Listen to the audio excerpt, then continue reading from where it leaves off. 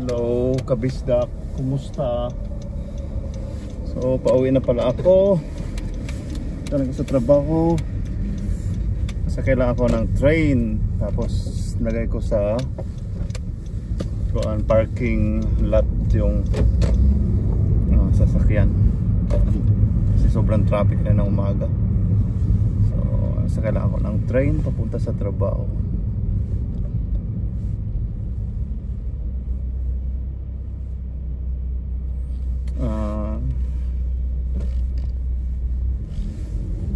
Ganda yung panahon dito sa Vancouver, Canada.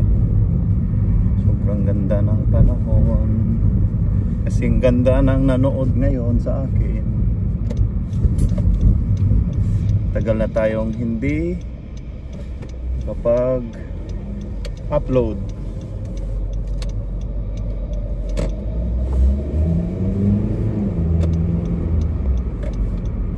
Busy sa trabaho. Busy sa trabaho. Busy sa buhay. Kailangan ganun talaga yung buhay.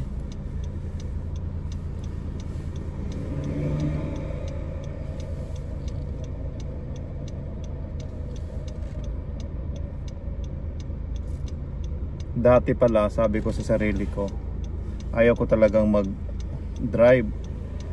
Kaya matagal ako hindi nag-take ng nag-exam dito. So ang nangyari, yung bata, yung stepdaughter ko, 18 years old na siya ngayon. Busy na.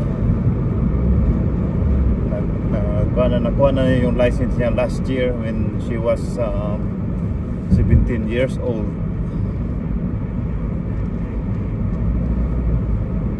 Tapos yung asawa ko sobrang busy na din niya. Wala ng time maghatid sa akin. So, drive na lang ako. Take na lang ako ng exam. Tapos road test. Awa ng Panginoon, medyo matalino tayo. Yun, napasa agad. Tagal na. 2 years. 2 years na.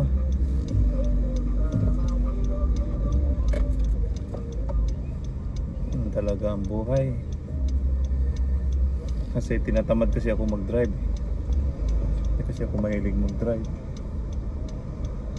Kaso lang, ang buhay dito sa ibang bansa, lalo na dito sa Canada, kailangan mo talagang mag-drive.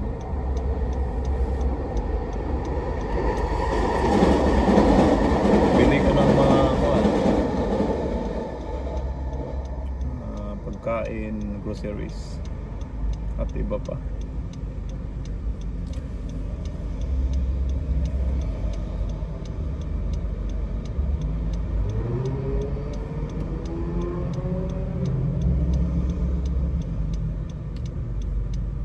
Minsan maglakad din ako papunta sa train station.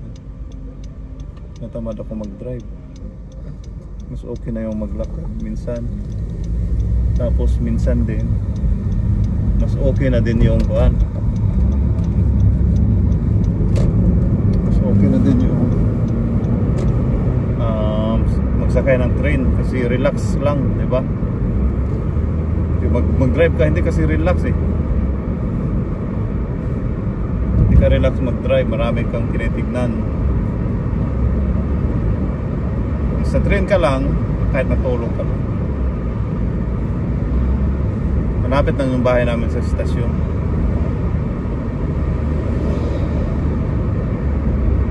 5 minutes drive lang. 5 minutes drive.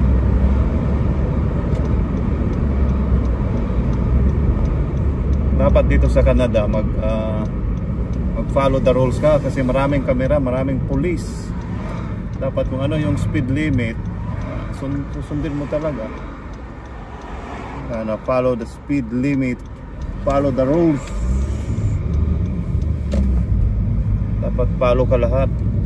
Hindi pwede hindi katulad sa Pilipinas. Dito follow ka the rules.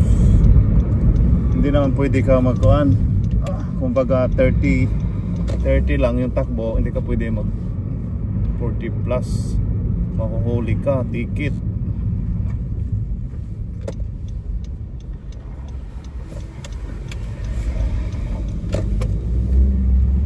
Mahuhuli ka, tapos sobrang bagal mo naman, mahuhuli ka pa rin, ticket pa rin.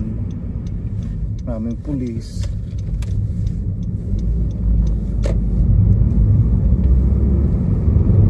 Iba ng kulay ng mga puno ngayon, no? Winter na kasi. Yung ibang puno dito kalbo na. Mas okay pala yung mag-aral ka dito ng driving, kasi marami kang matutunan na mga how to drive properly. Paano ka naman ma-enjoy, 'di ba? Kung hindi mo alam kung paano mag-drive. Rules, yung rules pala. Easy lang yung mag-drive, yung rules.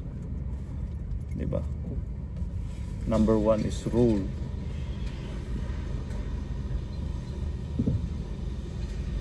Yung kinuha ko na instructor dati, yung professional talaga. So kumbaga sa driving teacher sa 100, tatlo lang sila dito sa Vancouver. Kaya mas marami akong natutunan kasi very professional yung kinuha ko. Mahal pero okay lang, para naman yun sa akin. Safety, diba?